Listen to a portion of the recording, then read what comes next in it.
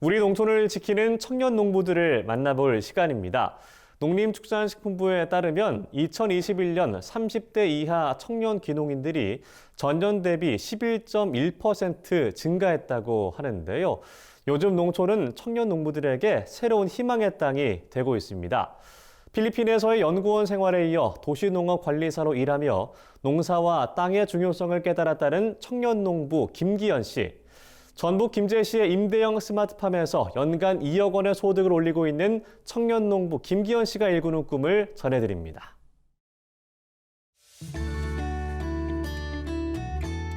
천장을 향해 쭉쭉 뻗은 줄기들, 마치 정글 같은데요.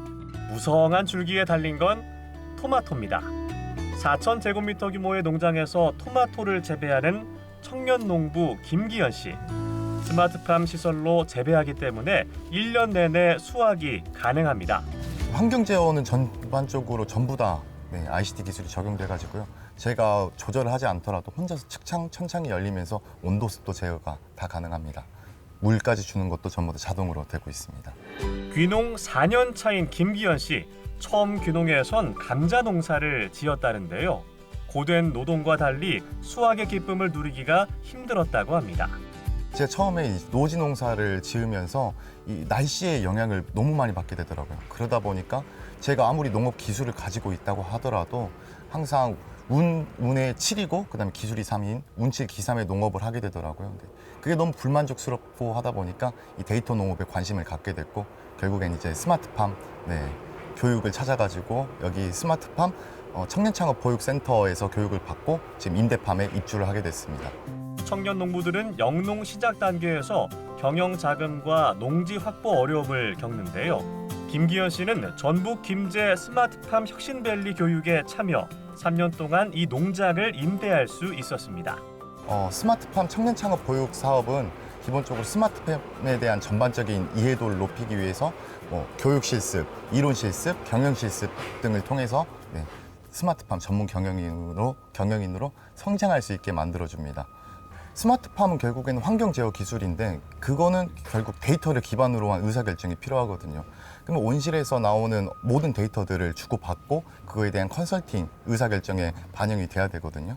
데이터라고 한다면은 크게 온도, 습도 혹은 생육이 어떤 상태로 지금 진행이 되고 있는지 이런 것들을 주고받습니다. 스마트팜 혁신밸리와 농장 내부의 모든 데이터를 공유해 작물의 생육 데이터를 꾸준히 축적하는데요. 덕분에 김기현 씨는 농장 환경을 제어하면서 농작물을 더 꼼꼼하게 관리할 수 있습니다. 지금 화면상으로 보면 아직까지 심각한 형태가 아니지만 앞으로 이 상태가 계속되면은 계속되면은 힘들어질 거다. 그래서 VPD 안으로 계속 넣어주는 게 중요한데 감으로 하는 농업이 아니라 데이터를 보고 지금 농업을 직접 하시기 때문에 훨씬 더 이제 유리하시죠. 쌓여 있는 데이터를 보고 그 다음에도 계속 농업을 하게 되니까 훨씬 유리합니다. 어떻게 농사를 지을지를 보고 결정할 수 있으니까. 그렇다면 김기현 씨가 귀농을 선택한 이유가 궁금한데요. 제가 필리핀에서 연구원 생활을 할 때였습니다. 그때 이제 딸기와 환경에 관한 연구를 했었는데 그 연구를 진행하면서 환경에 대한 소중함이라든지 그런 것들을 좀 뼈저리게 느꼈거든요. 좀 더 그러면서 관심을 갖게 된 것 같습니다. 귀농 전 서울시 도시농업관리사로 일하며 농사의 중요성과 기쁨을 깨달았다는데요. 그때 배운 농업 지식을 활용해 건강한 농산물을 생산하기로 결심했습니다.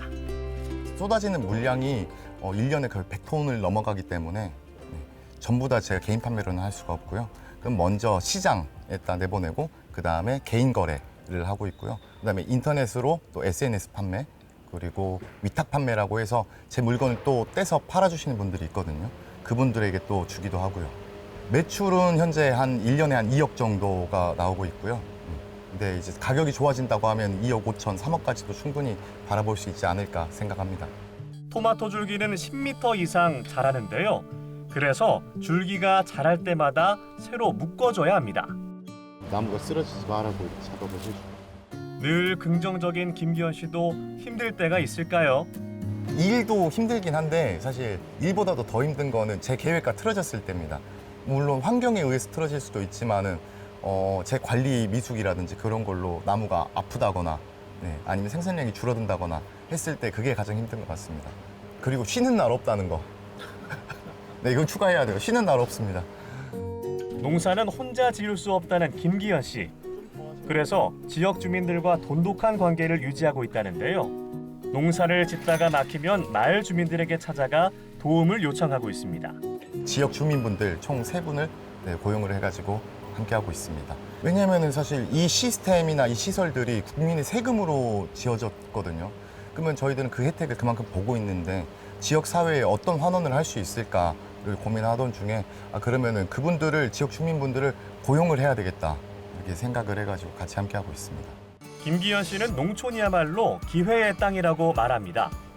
농업은 생산뿐만 아니라 가공, 유통, 농촌 관광 등 다양한 서비스와 새로운 산업으로의 기회가 무궁무진하기 때문이라는데요. 이 농업이라는 건 사실은 옛날과는 다르게 몸만으로 이렇게 일을 하는 게 아니에요. 머리도 많이 써야 되고 경영적인 판단 능력도 굉장히 중요합니다. 그래서 더더욱 아직까지는 블루오션이라고 생각해요. 정말 힘들어도 버틸 수 있는 마음가짐. 왜냐면 농사 짓다가 보면 자기 마음대로 항상 안 풀리거든요. 그러면 그럴 때마다 포기하는 게 아니라 끝까지 버티고 앞으로 나아가려고 하는 마음가짐만 있으면은 충분히 가능하다고 생각합니다. 농장 임대가 끝나는 내년에는 새 농장으로 이전해야 하는데요. 김기현 씨는 유통, 가공, 체험 등 세계적인 농업 시스템을 구축하기 위해 차근차근 준비 중입니다. 정말 이제 스마트팜 전문가를 넘어서서 농업 전문가가 되는 게 제 목표입니다. 재배적인 기술뿐만 아니라 농산업 전반에 걸쳐서 더 많은 폭넓은 지식을 확보하고 제가 배운 거를 사람들한테 나눌 수 있는 그런 사람이 되고자 합니다. 스마트팜 전문 경영인이 되길 꿈꾼다는 청년 농부 김기현 씨가 있는 전북 김제시에서 전해드렸습니다.